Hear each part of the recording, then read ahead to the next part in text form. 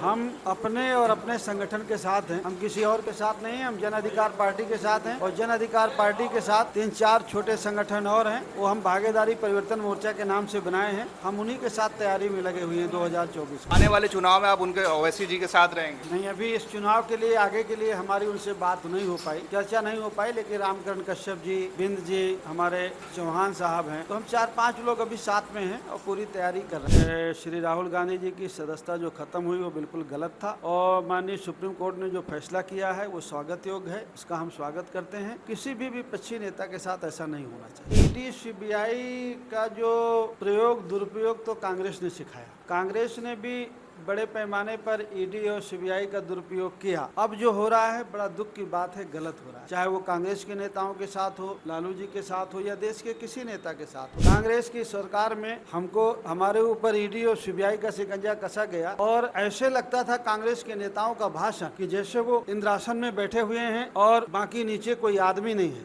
आज उनको भी ईडी सीबीआई ने परेशान किया तो उनको समझ में आ रहा होगा कैसे झूठा फंसाया जाता है। लोगों को तो यही देखना चाहिए कि महंगाई कौन कम कर रहा है, हमारे बच्चों की शिक्षा के लिए कौन काम करे, हमारे बच्चों को रोजगार कौन देगा, अन्याय अत्याचार कौन बंद कराएगा, भारत के संविधान को कौन लागू कर रहा है, कौन ऐसा पार्टी है, कौन ऐसा नेता है जो हमें इज्जत स्वाभिमान से जीने का हक दे रहा है। पूरे देश में तनाव का माहौल है, देश के हालत बहुत अच्छे नहीं। इस वक्त हम बनारस में मौजूद हैं और यूपी के एक बड़े ही कद्दावर नेता और पूर्व कैबिनेट मंत्री माननीय बाबू सिंह कुशवाहा सिंह हमारे साथ मौजूद है। वो बनारस में आए हैं और बनारस में उनसे कुछ चीज़ों पे, देश के जो पॉलिटिकल माहौल उस पर चर्चा करेंगे और आने वाले 2024 के चुनाव में वो किस तरफ होंगे उनसे बातचीत करके जानते हैं। सर, बहुत बहुत स्वागत है आपका। बहुत बहुत धन्यवाद। सर, ये बताइए, जो इंडिया और इंडिया का जो गठबंधन आमने सामने की लड़ाई चल रही है, आप किस तरफ अपने आप को देखते हैं? नहीं, हम अपने और अपने संगठन के साथ हैं, हम किसी और के साथ नहीं। संगठन और हैं, वो हम भागीदारी परिवर्तन मोर्चा के नाम से बनाए हैं, हम उन्हीं के साथ तैयारी में लगे हुए हैं 2024 में।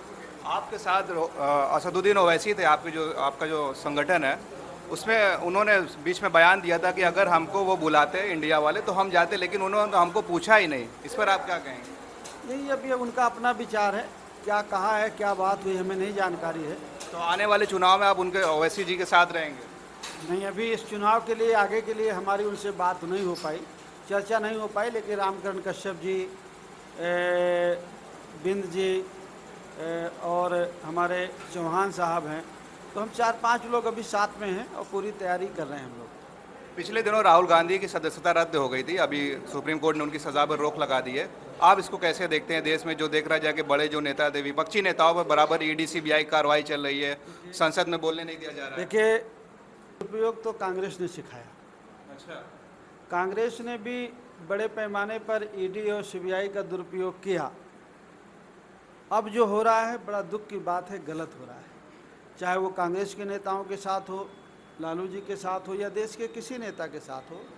लेकिन कांग्रेस जब दूसरे के साथ कर रही थी तो कांग्रेस को बहुत अच्छा लग रहा है। कांग्रेस की सरकार में हमको हमारे ऊपर ईडी और सीबीआई का शिकंजा कसा गया और ऐसे लगता था कांग्रेस के नेताओं का भाषण कि जैसे वो इंद्रासन में बैठे हुए हैं और बाकी नीचे कोई आदमी नहीं है।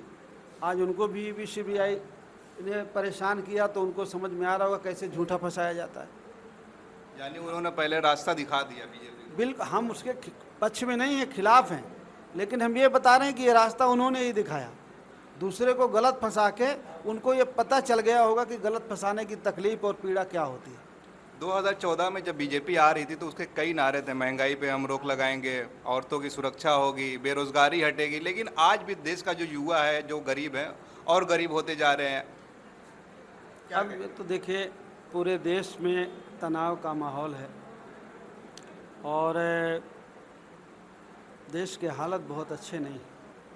सभी लोग उस पर बोल रहे हैं, चर्चा कर रहे हैं, तो लोगों को जागरूक रहने की ज़रूरत है और सावधान रहने की ज़रूरत है। लोगों को किसी तरह के बहकावे में नहीं आना चाहिए और जो हमारे देश में हमेशा, चाहे वो हिंदू हो या मुसलमान हो, बौद्धिस्ट हो, सिख हो, ईसाई हो, सबके बीच में भाईचारा था और वो भाईचारा बना रहना चाहिए। आखिरी सवाल मेरा रहेगा कि आने वाले चुनाव 2024 के लिए आम आदमी को किन मुद्दों पे चुनाव करना चाहिए? आप लोगों से क्या अपील करेंगे आम आदमी से? आम आदमी से तो यही अपील है, और चुनाव का मुद्दा भी आम आदमी को यही रखना चाहिए। उसको व्यक्तिगत नेता क्या रखेगा, पार्टी क्या रखेगा, उसको नहीं जाना चाहिए।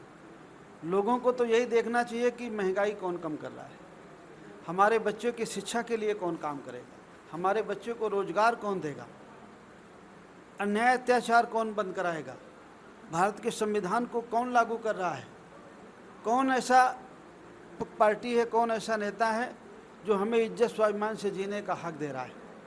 इन मुद्दों पर चुनाव होना चाहिए। जी बहुत बहुत शुक्रिया। तो ये थे बाबू सिंह कुशवाहा जी, जन अधिकार पार्टी के राष्ट्रीय अध्यक्ष जी, और इनके साथ हम बातचीत कर रहे थे और आने वाले चुनाव पे आपने देखा उन्होंने कैसे अपनी बात रखी। आप देखते रहिए TV10 भारत। बहुत शुक्रिया, धन्यवाद।